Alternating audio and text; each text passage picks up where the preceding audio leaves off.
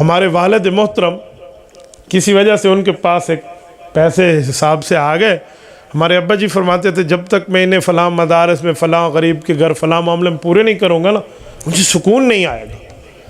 ہم بچپن میں سوچتے تھے کہ ابا جی نو کی ہو گیا, لوگ کی پیسے سام کے رکھ دینے اپنے کو, لوگ پیسہ ہمارے پاس اچھا رہے بڑا رہے سنبھال کے رکھتے ہیں لوگ, اور ہمارے ابا جی کہتے ہیں جب تک میں اس کو ختم نہ کروں مجھے سکون نہیں آئے گا. میرے دل میں یہ ایک بات تھی, لیکن ابا سے خوف اور ڈر کی وجہ سے سوال نہ کیا.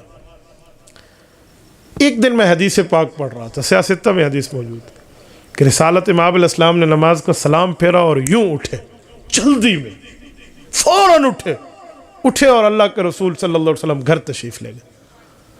اور کچھ ٹائم کے بعد آئے تو چہرے پر سکون تھا. صحابہ کرام رضی اللہ عنہ اجمعین نے پوچھا کہ یا رسول اللہ کیا ہم پوچھ سکتے ہیں اور آپ ہمیں بتا سکتے ہیں کہ اس کی وجہ کیا ہے؟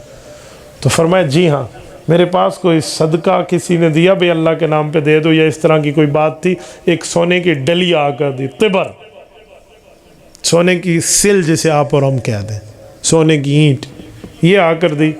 تو میں بھول گیا کہ اسے نماز سے پہلے کسی غریب تک پہنچا دو. اتنے میں نماز کے وقت ہو گیا تو مجھے آنا پڑا. نماز کے آخر میں جب مجھے یاد ہے تو میں فوراً گیا, اسے جا کر میں نے اللہ کے راستے میں ان کے غرباء کے حق تک پہنچایا. پھر میں پرسکون ہوا کہ شکر ہے میرے مولا مجھے اس سے پہلے موت نہیں آ گئی کہ میرے پاس یہ مال میرے سر پر موجود تھا. تو جب میں نے یہ حدیث پڑھی نا تو یقین مانے ایک بار تو ہماری چیخ نکل گئی کہ ہم پوری زندگی ابا کو کوس رہے تھے کہ ابا جی تو یہ کہتا تھا اور اب یہ ہے.